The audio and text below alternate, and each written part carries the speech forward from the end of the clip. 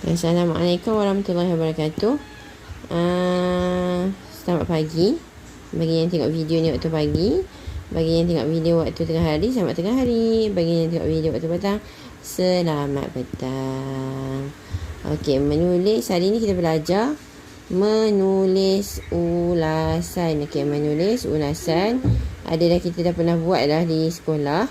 Ya, hari ni saya terangkan balik bagaimana itu membuat ulasan melalui bahan rangsangan. Okey, bagaimana nak membuat ulasan ni? Membuat ulasan adalah bagaimana kamu memberi maklum balas dalam bentuk ulasan. Maklum balas terhadap bahan rangsangan. Okey, bahan rangsangan ni ada dua jenis. Bahan grafik, iaitu jadual, carta, peta minda, graf, poster, iklan atau cara majlis ataupun perkara yang perlukan turutan, guna bahan rangsangan atau bahan grafik.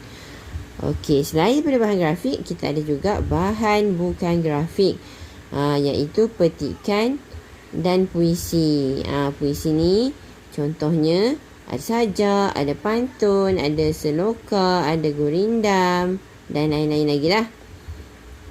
Okey. Panjang ulasan. Panjang ulasan ni mestilah di antara 50 hingga 80 patah perkataan. Boleh ditulis dalam satu perenggan, dua perenggan, tiga perenggan atau lebih. Okay, Ustazah cadangkan untuk kita buat ni, ulasan ni satu perenggan ataupun tiga perenggan. Nanti kita tengok contoh di belakang modul ni ya. Okey, menulis ulasan mestilah ada pendahuluan. Okey, pendahuluan ni ialah pengenalan bahan rangsangan ataupun fakta utama dalam bahan rangsangan. Okey, kita boleh gunakan isi yang diberi dengan menambah huraian dan contoh. Masukkan juga isi tersirat bagi melihat kematangan calon, bagi melihat kematangan kamulah. Dapat memberi ulasan yang baik atau tidak terhadap bahan rangsangan tersebut. Okey, tak susah pun. Isi tersirat ni tak susah pun. Yang tersurat adalah apa yang kita nampak.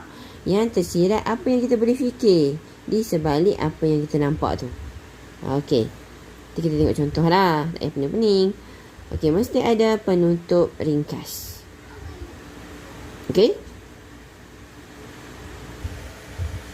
Okey, sekarang kita tengok contoh pada muka surat sebelah.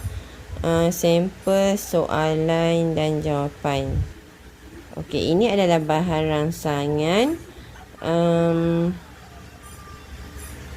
iklan pameran Keselamatan Jalan Raya. Okey, gambar di bawah ini menunjukkan iklan pameran Keselamatan Jalan Raya. Tulis ulasan tentang pameran Keselamatan Jalan Raya tersebut dalam bentuk perenggan. Panjang ulasan kamu hendaklah antara 50 hingga 80 patah perkataan. Okey. Tengok dulu iklan. Pameran Keselamatan Jalan Raya, tarikh 12 April 2020, masa 8.30 pagi hingga 5.30 petang. Tempat Dewan Perdana Sekolah Kebangsaan Putra Permai. Ini adalah fakta umum bahan rangsangan. Okey, kita tengok tujuan. Yang pertama, tujuan pameran ni lah, pameran Keselamatan Jalan Raya ni. Tujuan pertama, menyedarkan murid-murid tentang kepentingan menjaga keselamatan diri semasa berada di jalan raya. Kedua, mendidik murid-murid supaya mematuhi peraturan lalu lintas. Ketiga, memberikan pendadahan tentang isyarat lalu lintas kepada murid-murid. Okey. Okey, contoh jawapan.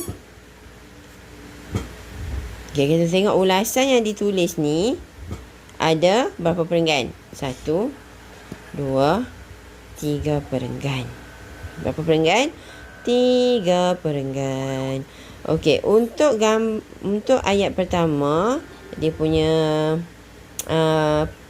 perenggan pendahuluan, kita tengok ada gambar tersebut berkaitan dengan pameran keselamatan jalan raya. Okey, Ustazah selalu sebut untuk ayat pertama, untuk pendahuluan ulasan, kena ambil ayat di atas ni. Ayat pertama dalam soalan. Okey, pendahuluan. Gambar menunjukkan iklan pameran keselamatan jalan raya. Okey, tengok bawah ni. Tengok dia tulis. Gambar tersebut berkaitan dengan pameran keselamatan jalan raya. Okey, fakta umum yang akan diadakan pada 12 April 2020. Pameran yang bermula pada pukul 8.30 pagi hingga. Dia tulis hingga. Kamu jangan tulis dash ni pula. Kamu kan tulislah hingga 5.30 petang. Itu bertempat Dewan Perdana Sekolah Kebangsaan Putra Permai. Okey, perenggan kedua dimasukkan isi-isi yang ada di sini. Tujuan. Okey, tengok ya. Pameran itu diadakan untuk yang pertama adalah untuk menyedarkan murid-murid tentang kepentingan menjaga diri semasa berada di jalan raya. Seterusnya, okey, isi kedua. Pameran itu juga bertujuan untuk mendidik murid-murid supaya mematuhi peraturan lalu lintas agar mereka sentiasa selamat. Okey, kat sini kita tengok. Agar tak ada kat sini. Jadi inilah isi tersirat. Untuk apa? Ada tujuan tu. Tujuan yang kedua tu. Untuk apa benda ni?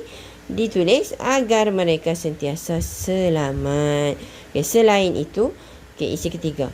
Pameran tersebut diharapkan dapat memberikan pendedahan tentang isyarat lalu lintas kepada murid-murid kerana banyak sekali murid yang tidak memahami isyarat tersebut. Okey, ini juga adalah isi tersirat. Okey, ini dapat markah lah ni.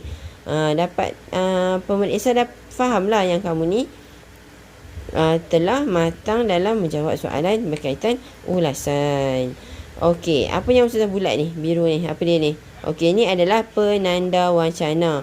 Penanda wacana adalah untuk menghubungkan perkataan yang digunakan untuk menghubungkan idea antara ayat-ayat agar kelihatan berhubung kait antara ayat pertama dan ayat yang seterusnya, dan seterusnya. Okey, contoh penanda wacana yang boleh digunakan: seterusnya, selain itu, setelah itu, di samping itu, kemudian. Okey, ini di sini digunakan seterusnya.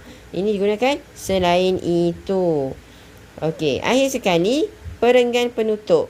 Kesimpulannya, pameran ini wajar diadakan untuk mengurangkan kadar kemalangan jalan raya yang membabitkan murid sekolah. Okey, ni penutup dia simpulkan kesimpulan tentang keseluruhan bahan rangsangan. Okey, ni kena fikirlah. Dapat buat, dapat markah. Okey, sekian dulu. Kalau tak faham, boleh PM Ustazah Azwani. Ustazah Azwani ni, kamu jangan lupa pula. Baik, sekarang ni inilah tugasan kamu. Di sini, ini adalah bahan rangsangan poster. Okay, jadi kamu tulis. Gunakan cara-cara yang Ustazah berikan tadi, yang Ustazah ajar tadi. Okey, selamat mencuba. Semoga berjaya. Assalamualaikum.